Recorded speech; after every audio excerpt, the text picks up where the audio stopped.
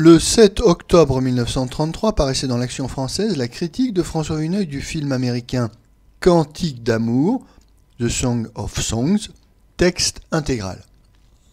Le film américain depuis toujours représente le meilleur et le pire du cinéma. Il ne peut en être autrement. Nous savons tous quelle est la rançon des puissantes organisations d'Hollywood. Les bourdes, le mauvais goût, la puérilité sont à l'échelle de l'entreprise. La brutalité, l'énormité de la diffusion des films américains accroissent d'autant leur tare, lorsqu'ils sont destinés à frapper gros et loin, et à exploiter quelques-uns des poncifs indispensables, paraît-il, à la satisfaction des peuples. L'an dernier fut celui de Scarface, de L'Évadé, de Si j'avais un million, de Backstreet, mais aussi du Signe de la Croix, réplique dans une invraisemblable ferblanterie californo-romaine des vieux cartons-pâtes de Quo Vadis.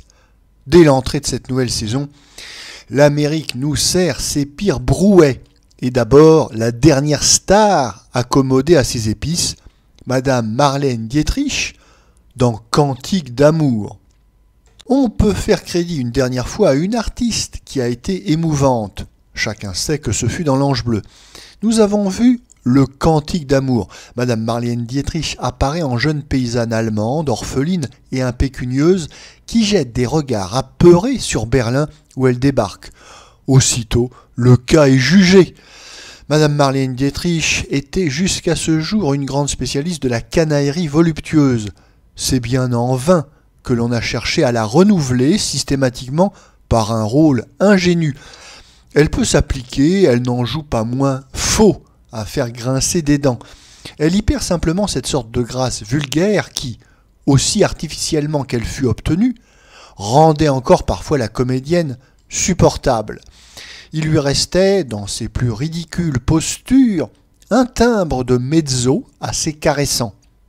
Oie blanche, elle piaille maintenant sa leçon sur un registre suraigu, telle la cabotine à 100 francs, le cachet qui double les petites filles dans les ateliers de synchronisation.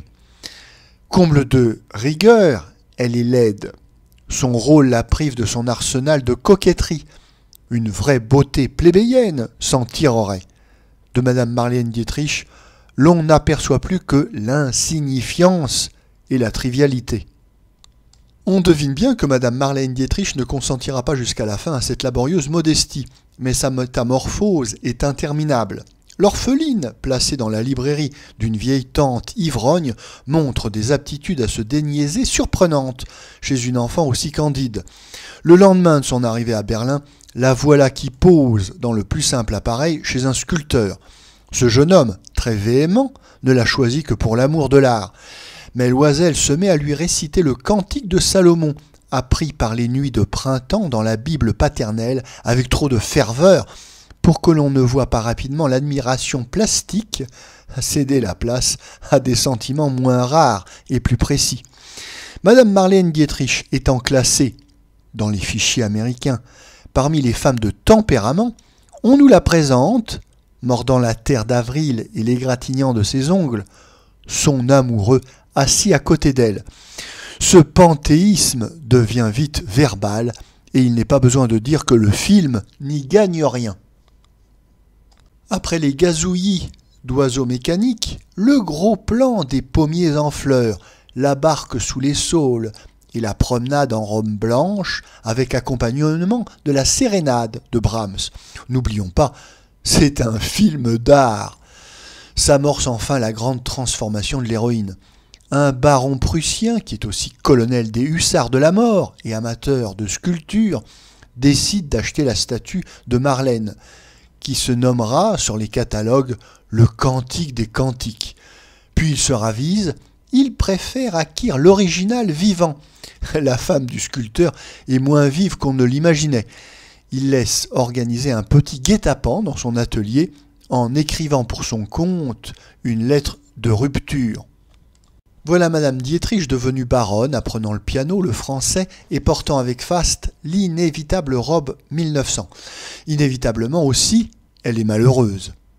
On a ouï dire que le cantique d'amour a été enfanté dans la plus parfaite discorde. Scénaristes, metteurs en scène, acteurs se sont jetés à la tête la plume, le sifflet et la boîte à maquillage, sans parler des fugues, des ruptures de contrat et autres aménités de procédure.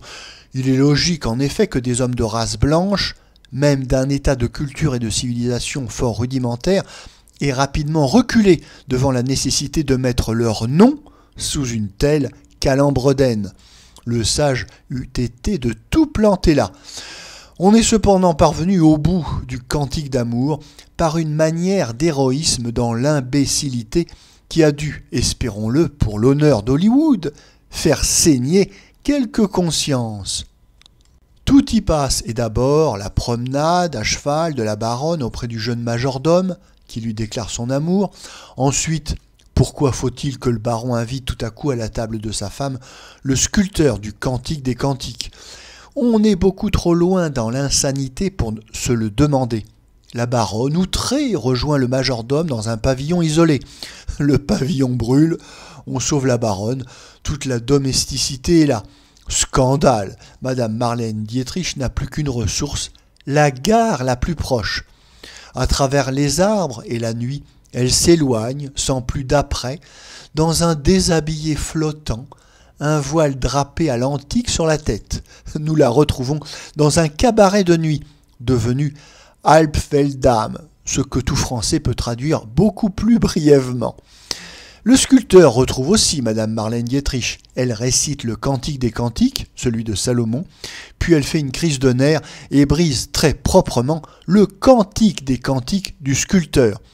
Cette manifestation est, paraît-il, suffisante pour le gâte-plâtre et la noctambule puisse à nouveau filer le parfait amour. La cause est entendue, jamais plus Madame Marlène Dietrich n'aura de talent. L'ange bleu fut le fruit d'on ne sait quel bref mystère, peut-être sentimental, dans la vie de cette blonde un peu veule. Elle eût pu honorablement figurer sur des studios européens dans des rôles de second plan, capiteux et faciles. Le traitement infligé à l'éternel féminin dans les studios d'Amérique est pour elle sans remède. Elle a tout désappris.